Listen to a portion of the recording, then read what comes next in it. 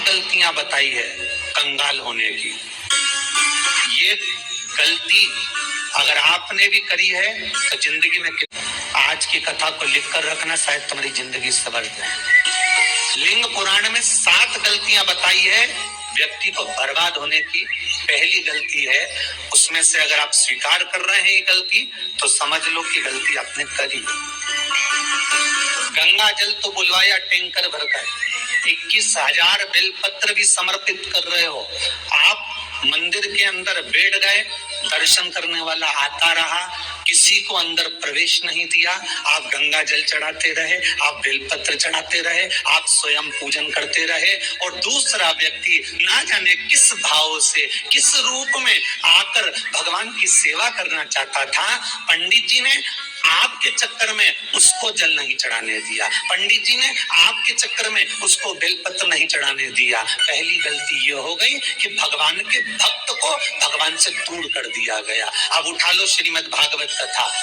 2 देवताओं ने गलती करी थी। एक ब्रह्मा जी ने गलती करी थी कि गाय बछड़ों का हरण कर लिया था। 1 वर्ष होने में 1 दिन था तब ब्रह्मा जी ने गाय बछड़े वापस दिए थे। दूसरी गलती इंद्र ने करी थी, जल वृष्टि करी तब भगवान कृष्ण को गोवर्धन पर्वत उठाना पड़ा। दोनों देवताओं ने गलती करी, पर भगवान कृष्ण ने इंद्र को क्षमा कर दिया, पर ब्रह्मा को क्षमा नहीं करा। क्यों नहीं करा? क्योंकि इंद्र को क्षमा इसलिए करा क्योंकि इंद्र ने जब जल वृष्टि करी तो सारे ब्रजवासियों को भगवान के चरणों में लाकर छोड़ दिया। सारे ब्रजवासी गोवर्धन पर्वत के नीचे आकर बैठ गए, भगवान के चरणों में आ गए। और ब्रह्मा ने जो गलती करी वो ऐसी गलती करी कि भगवान से गाय और बछड़ों को दूर कर दिया। जो भगवान से भगत को दूर कर दे उसको शंकर कभी क्षमा नहीं कर सकता। इसलिए बर्बादी का पहला कारण आप भक्त और भगवान में दूरी बना दी।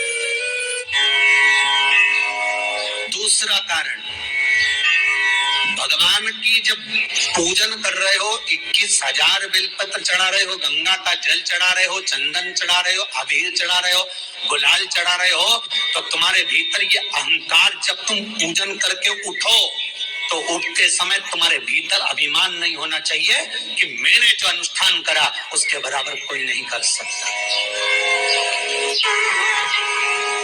तीसरा कारण कहा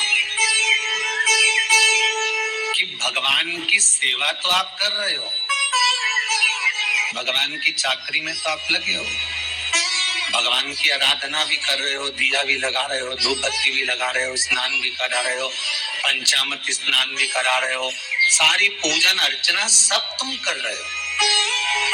पर हो सकता है इस पूजन अर्चना में आप केवल 3 घंटा पूजन करते हो और बाकी के समय किसी न किसी की जीवात्मा को दुख पहुंचा रहे हो। एक कथा में एक बात कही थी कि भले मंदिर में दिया मत लगाओ, भले मंदिर में जाकर धूप बत्ती मत जलाओ, भले मंदिर में जाकर भोग मत लगाओ, भले मंदिर में जाकर जल मत चढ़ाओ, कुछ मत करो, भले भगवान को नए कपड़े मत पहनाओ, भले तुम्हारी मर्जी पड़े भगवान को भोग मत लगाओ, पर शास्त्र कहता है कुछ मत करो, पर एक काम जरूर करना कि किसी के चेहरे पर प्रसन्नता ला देना तो मंदिर में दिया जलाने के बराबर होगा। किसी के चेहरे पर चमक ला देना, प्रसन्नता ला देना तो अगरबत्ती लगाने के बराबर होगा। किसी गरीबड़े के, किसी दुखी के चेहरे पर अगर तुमने प्रसन्नता ला दी तो वो भगवान को कपड़े पहनाने के बराबर होगा। मालूम पड़े तो मंदिर में पूरी सब्जी बांटो, मंदिर में भोजन कराओ, मंदिर में सारा पकवान चढ़ाओ, और कोई तुम्हारे कारण अगर दुखी है तो तुम्हें वो सुख का भान नहीं हो सकता। तीसरा कारण है वो सुख नहीं पी सकता।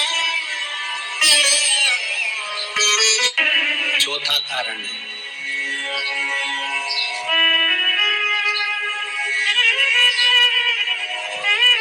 महाराज, जिस मंत्र को पढ़ा जा रहा है,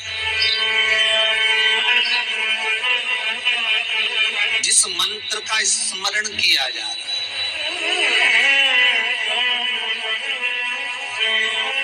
जिस भगवान की माला को हम जप रहे हैं, हम पाठ कर रहे हैं, उसमें त्रुटि।